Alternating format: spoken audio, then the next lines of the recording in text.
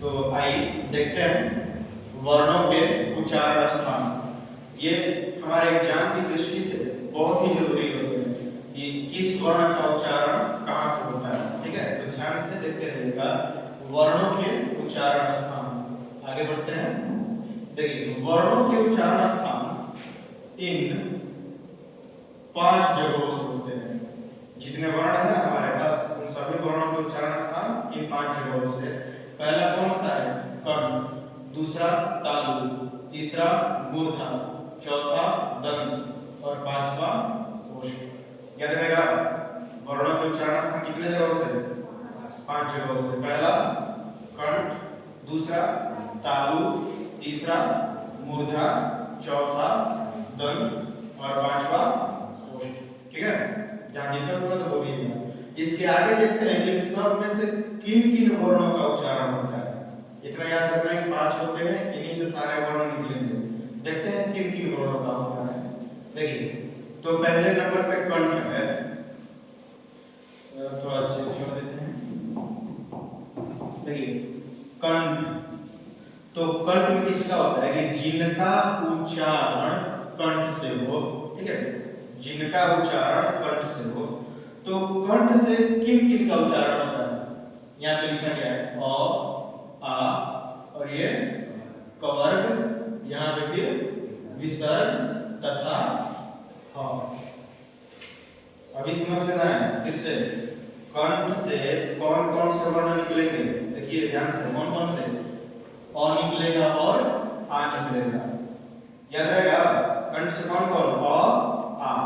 और उसके बाद यहाँ पे पूरा का पूरा क्या दे दिया गया है? कवर्ग। कवर्ग को आप लोग समझाए थे, ध्यान से है। कवर्ग में यानी कि क आ जाएगा, ख आ जाएगा, ग, घ और अंग, मतलब कि 5। तो पांचों को जो एक साथ बोलना होता है तब हम क्या बोलते हैं? कवर्ग। ठीक है, इसको हटा देते हैं। तो देखिए कंठ से किन किन वर्णों का एकदम अभी दिमाग में डाल लेना है। अ, आ। ठीक है, याद रहेगा। उसके बाद कवर, कवर का मतलब पूरा क से अंग। ठीक, उसके बाद देखिए विसर्ग, यानी जितना भी विसर्ग होगा ना वो सब किसमें? कंठ से। और उसके बाद क्या चीज? ह। ठीक है, याद हो गया? कौन कौन सा? दोबारा सोचिए। अ, आ।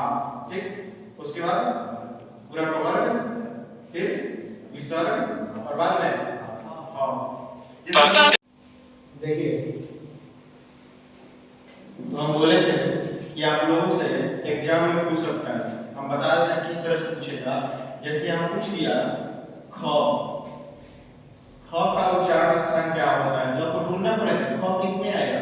इस कवर वाले में आएगा ना, तो मतलब कि ख का उच्चारण स्थान क्या हो जाएगा? कंठ। ठीक है, अब बताइए घ, घ का उच्चारण स्थान कंठ। समझ में आ गया?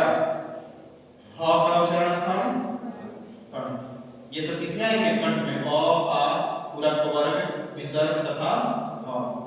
चलिए अब आगे देखते हैं। आगे आता है कौन सा? तालु। कंठ का हो गया, कंठ सिंपल है, इतना ही है। उसके बाद कौन सा? तालु। तो तालु में देखिए जिनका उच्चारण तालु से हो। तो कौन कौन ऐसे वर्ण है जिनका उच्चारण तालु से? ठीक है, पहला ह्रस्व ई, दूसरा दीर्घ ई और उसके बाद चवर्ग। चवर्ग समझते हैं ना, हम शॉर्ट में लिखते हैं। जो ये होता है ना च, छ, ज, झ, य, इनको एक साथ बोलना होगा तो क्या बोलेंगे? चवर्ग। ठीक है, चलिए ध्यान रखिएगा। तो तालु में ह्रस्व ई, दीर्घ ई, चवर्ग, य तथा स। समझे? कौन कौन सा? ह्रस्व ई, दीर्घ ई, पूरा चवर्ग और य तथा स। हम पहले बता देते हैं, उसके बाद लास्ट में आप लोग को देंगे बोर्ड में, बताइएगा। चलिए उसके बाद पढ़ते हैं तो क्या मिलेगा? मूर्धा। तालु के बाद मूर्धा। तो वही है, जिनका उच्चारण कहां से हो? मूर्धा से। तो ऐसे कौन कौन से वर्ण है देखते हैं। पहला आ जाएगा री, का उच्चारण स्थान क्या होता है? मूर्धा।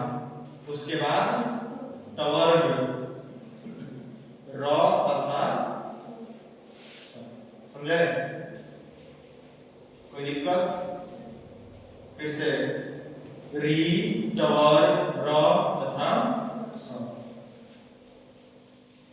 इसके बाद देखते हैं,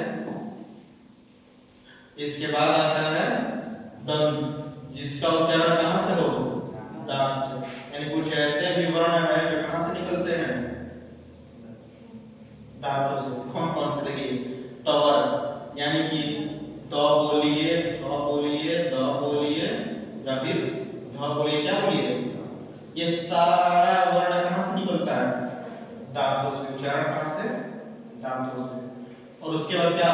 ल और ल और ये सब कहां से? दांतों से। यानी कहां टकराएगा? दांतों पर आकर। फिर से देख लीजिएगा, दांत से कौन कौन? तवर, पूरा तवर दांत से, ल और स। ठीक है, आगे बढ़े? कोई दिक्कत? लास्ट में पूछेंगे, सोच लीजिएगा। अभी पूछना है तो पूछ सकते हैं। चलिए देखते आगे। एक और है ना, ओष्ठ। ओष्ठ का कहां से? जिसका उच्चारण कहां से हो? ओठ से। तो ओठ से तो पता होगा कौन सा? पूरा पवर्ग, ह्रस्व ऊपर दीर्घ ऊ। पवर्ग में आता है कौन कौन से आते हैं? प प ब भ और म।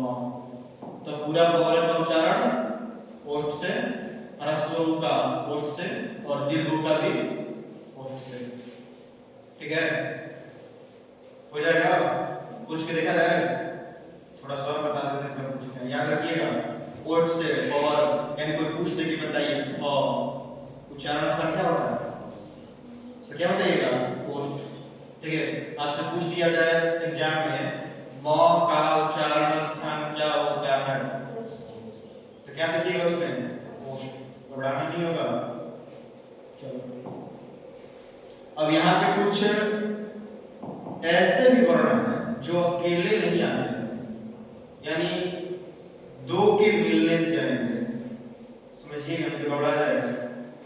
दो के मिलने से, जैसे यहाँ देखिए कंठ और तालु, अकेला है, कितने हैं? दो हैं। तो ए और अ ये कभी भी किसी एक के मिलने से नहीं आएंगे। किस किस के मिलने से? कंठ और तालु। यहाँ पे थोड़ा समझना पड़ेगा, ए और अ कंठ और तालु के मिलने से। अब ये देखिए ओ औ, ये किसका? कंठ और ओष्ठ का। ये कंठ और ओष्ठ दोनों मिलेगा तभी किसका आएगा? ओ और औ का। और ये रहा व कौन सा? दंत और ओष्ठ। ये भी अकेले नहीं, वह भी दो चीजों के मिलने से, दंत और ओष्ठ के मिलने से। ठीक है, थोड़ा सा पूछ लिया जाए, बता दीजिएगा। चलो सब हटाए, पूछते हैं। बताइए ज का उच्चारण स्थान क्या होता है? द। फिर से